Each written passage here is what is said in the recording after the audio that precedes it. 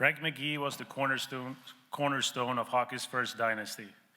His Ottawa Silver 7 team won the Stanley Cup from 1903 to 1906.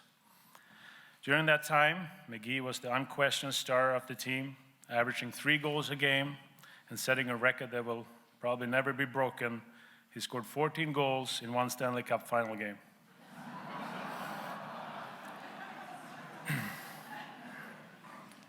He also played football for the Ottawa Rough Riders and did all this despite being blind in one eye. And you might wonder how he managed to enlist in the Army in 1915 if he was partially blind. And according to McGee's nephew, his uncle tricked the Army doctor. He was asked to cover one eye, then he was asked to switch. He just switched hands, he never switched eyes. McGee was wounded in the knee by a shell blast in early 1916 and returned to his unit late in August that year. Joining up with them at the French town of Courcelette in the midst of the Battle of the Somme, the bloodiest battle in the history of warfare. He was killed in action in September 1916.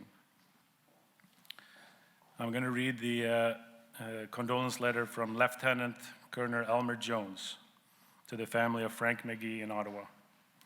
October 18th, 1916. I have intended writing to you ever since Frank left us, but I have a great deal to do. This is my only excuse.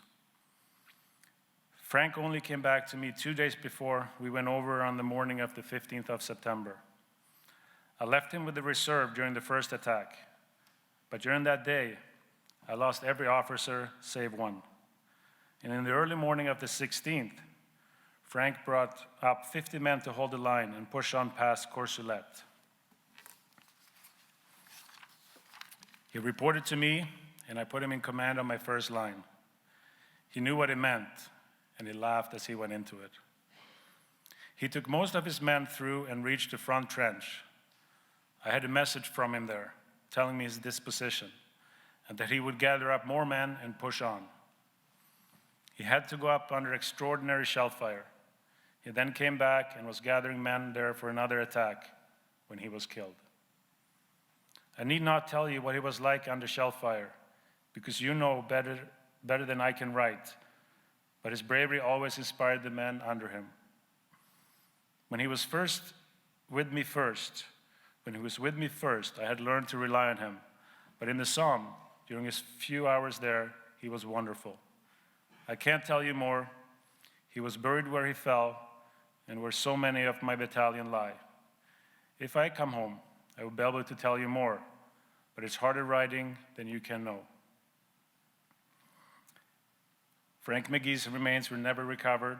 He was one of 24,000 Canadian casualties at the Battle of the Somme.